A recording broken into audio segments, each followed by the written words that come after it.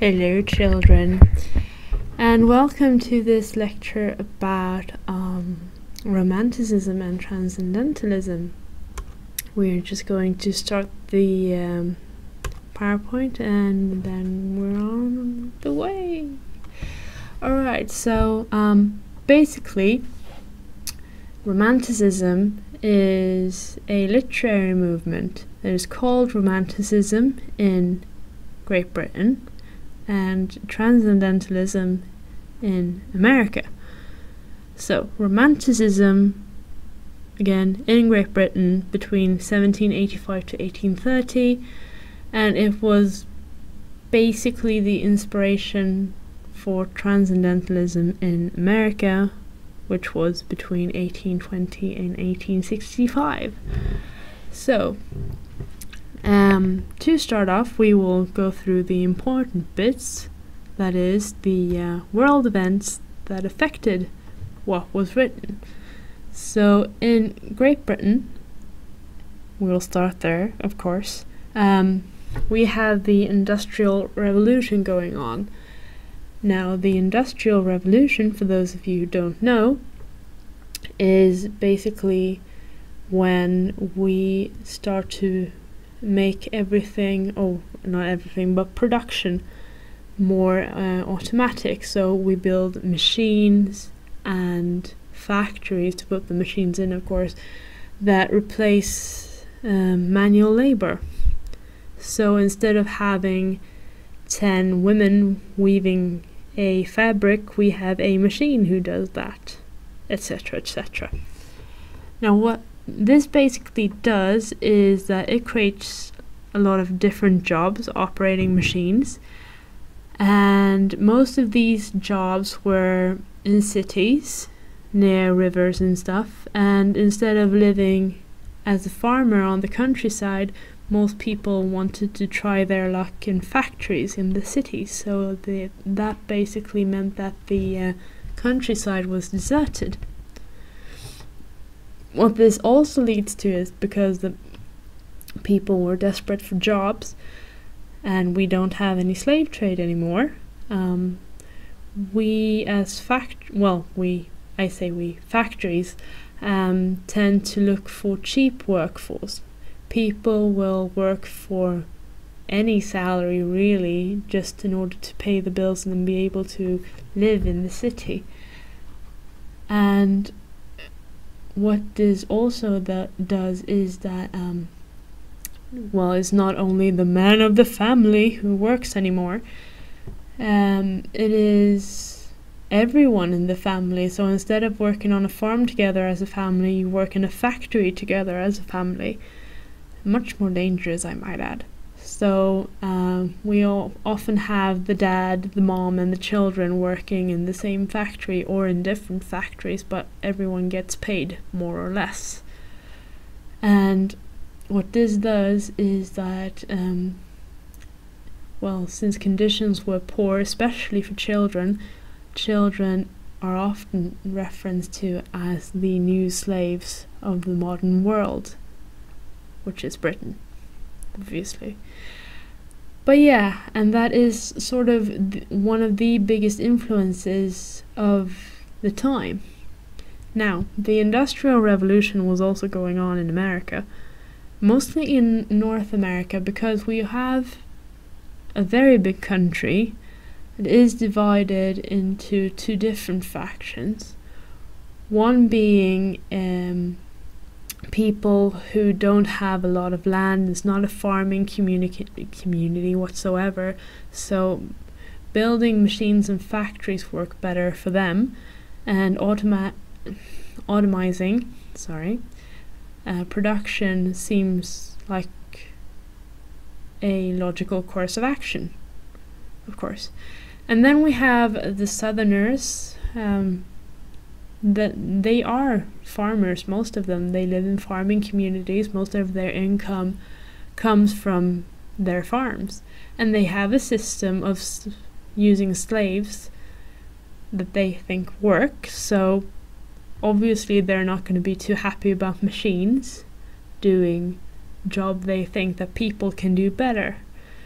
So in the long run, this causes conflict. Well, is not the conflict of all time, but this is one of the conflicts that causes the north and south of the US to disagree and fight over, and this eventually turns into the Civil War.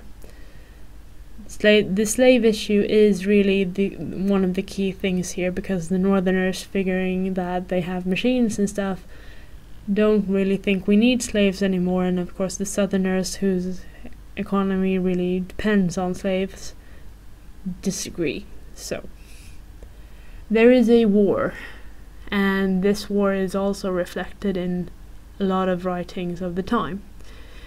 There are also a bunch of spiritual movements in the US at this time, one of them being Theosophists, believing that everyone is united in one way or another.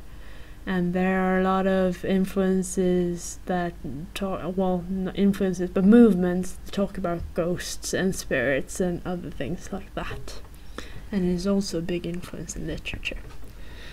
So how do we see this in literature? Well, or rather, there are some other things that we see in literature as well.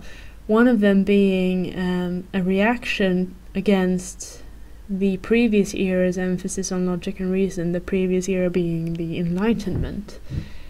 And basically Romantics thought that the logic and reason bit was too cold and impersonal. So they didn't think that that was how we were supposed to work. We were supposed to work based off emotion and impressions and stuff like that. And how we see, well, how they saw, rather, the industrialization and urbanization is reflected in literature as a glorification of nature, because they don't like urbanization. They don't like the industries. They basically think that these two things destroy everything natural and make humans turn away from what they're really supposed to be. So not only do they glorify nature, but they also despise society and social constructs, etc., etc. And in British literature in particular, we also see writers taking a stand against child labour. So, let's see. I don't remember all my slides, so this is why there is a slight pause in between, by the way. They also have a different view on human nature. First of all, they believe that all men are born good. So, basically, what that means is that they believe that society and other people around you corrupt you. And if you are left to be free as you are in nature, then you will continue to stay a good person. No more logic and reason, as I said. Knowledge is gained from impressions and emotions and how we interpret them. So emotions are quite important. People don't tend to think about people as a group anymore. They focus on the I a lot. So individualism and uniqueness is quite important, and also individual freedom. So this is stuff that is good to have in mind whilst reading Romantic literature. So you could say that Romantics and Transcendentalists were like these guys, like hippies, basically. Good thing to have in mind if you can't find or can't remember what I said. Remember, Romantics and Transcendentalists, hippies, same thing, different eras, yeah? Now then, something that also arose during this time was Gothic literature. Seeing as we focus on emotions and stuff, there were some writers that wanted to embrace the darker side of life, so they wrote literature that focused on the more melodramatic things, the horror and the dread and the exotic stuff. So the darker the better. And what you need to know about that is that Brits tend to be more tangible in their writing. They write about things that you can touch. So monsters and vampires and well, I guess you could say zombies as well. Stuff that is not real or gives you horror feelings, but you could touch it. That was mostly British literature. Americans, on the other hand, tended to focus more on ghosts and spirits and stuff. So no monsters in America, just ghosts. Yeah? So to compare then, in Great Britain this movement is called Romanticism. In America it is called Transcendentalism. Both sides emphasize nature, natural stuff, emotions. It was very good. The Brits were more political in the sense that they took a stand against child labour and the working conditions of the time, whereas the Americans didn't have child labour to actually take a stand against, so no one really cared at that point in time. What they cared about rather is the creation of American literature. They wanted to free themselves more from England and the British by trying to create something that was truly American. Both sides complained about industry ruining the countryside. Americans had more spiritual elements than the Brits had, and both of them obviously had Gothic literature. Yeah. Popular genres at the time. Alright, so poetry is still as popular as ever, but romantics, not caring for structure and norms and stuff, don't really care about form either. So it is not very typical for you to see rhyming schemes and logical structures in a poem from the Romantic period. You will see freeform poetry, mostly. There are some exceptions, I'll talk about them in a bit. Short stories are quite popular too, mostly because you start publishing stories in magazines and papers and stuff. And when you do that, you can't have a novel of 300 pages. You can have a short story of 20 pages, though. Good thing. And of course, horror stories are very popular too. And if I remember correctly, we are moving to authors. Yay, we are. Okay, so the first author of the day is one of the exceptions of freeform poetry, William Blake. Now, Mr. Blake was not only a writer, he was an artist as well, so he painted stuff and etched quite a bit. If you've ever seen the film Red Dragon, you are going to recognize the image to the bottom left. Otherwise, it is just a pretty picture. Writing-wise, Blake is known mostly for his collected works, Songs of Innocence and Songs of Experience. They're collections of poetry. He takes quite a strong stand against child labor and expresses sort of how he thinks that children should be innocent and be children as long as they can. And to emphasize this, he also writes his poems in a lullaby form-ish. What else can we say about Blake? He is also very fond of symbols. So a lot of times he uses animals and plants and natural things as symbols for something else he means. So for instance, lambs often represent children. What else? Wilder animals represent the savagery that is industry, for instance, or the wild untamed natural kind of, or wild untamed nature, sorry. So things like that is something to look out for when we're talking William Blake. We also have this gentleman, William Wordsworth. He is a very known romantic poet, and his poetry is, well, mostly what he sees and what he thinks while walking outdoors, basically. He is one of those writers who really shows that he likes nature and hates society, and that is what you'll see in his poems. And his poems are typically free form. We also have a writer named Samuel Coleridge, who belongs to the Gothic, the Gothic writers. And what is known about Coleridge is that he is said to have been on drugs for most of his writing career, so a lot of his writings are quite erratic, difficult to follow, generally just weird. And Kubla Khan, as listed here, is one of his most famous poems. We also have some ladies that we need to talk about here. One being Mary Wollstonecraft.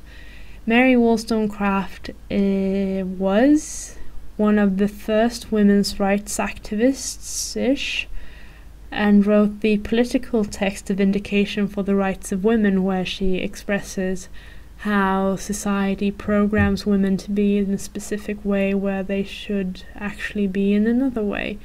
Take a stand for their rights and not just be porcelain dolls in corners, etc., etc. So that is a very important text that has survived and was used by suffrage people. Can't find a good word, but suffrage movement activists, anyway, when they were fighting for women's rights in the 1900s and 1800s as well. And then we have Mary Shelley, who wrote Frankenstein, a monster story, Gothic genre here. You might know of it, or the general idea of it anyway. And it is a very good story to read, so if you haven't read it yet, I recommend you do. Right, and then we have the American dudes. One being Walt Whitman, the dude on the picture there. He is also known for poetry collections, Leaves of Grass and Song of Myself. And he is very controversial as a writer. He writes about how people should just embrace their natural selves, and a lot of things that he wrote upset a lot of people when he lived, because it was a lot of alcohol and sex and nudity and other things that people didn't feel were appropriate to write about. So yeah, but on the other hand, he is also known for a lot of good works that are referenced to in modern English literature as well. Very worth the read. We also have a gentleman called Ralph Waldo Emerson, who wrote more scientific-y stuff. One of them being the work called Nature, which is about nature, and nature of man and nature of the world, etc., etc. Very good stuff too, of course. And then we have this gentleman, Edgar Allan Poe. Raise your hands if you haven't ever heard his name. He is the American Gothic writer of this era, and wrote things like The Raven, which is a very long poem, and a lot of short stories, including The Fall of the House of Usher and The Telltale Heart. So, to sum up, Romantics and Transcendentalists reacted against logic and reason, industrialization, urbanism. I was meant to write urbanization there. Scratch whatever I wrote there, but it's still urbanization. They celebrate nature, individualism and freedom, impressions and feelings. And the main differences between the American and the British ones are that the Americans are more spiritual, and the Brits are more political. So let's press the escape button here, and thank you for listening and good luck with your English work.